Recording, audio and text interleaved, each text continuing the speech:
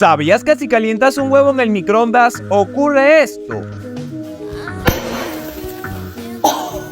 Es tan peligroso que hasta puede sufrir quemaduras de primer grado. Al calentarse en el microondas se crea una acumulación de vapor dentro del huevo que hace que este explote, por lo que cuando lo cortas libera todo ese vapor de golpe, creando esta increíble explosión. Está de más decir que no intentes esto en casa, ya que puedes quemarte y es peligroso.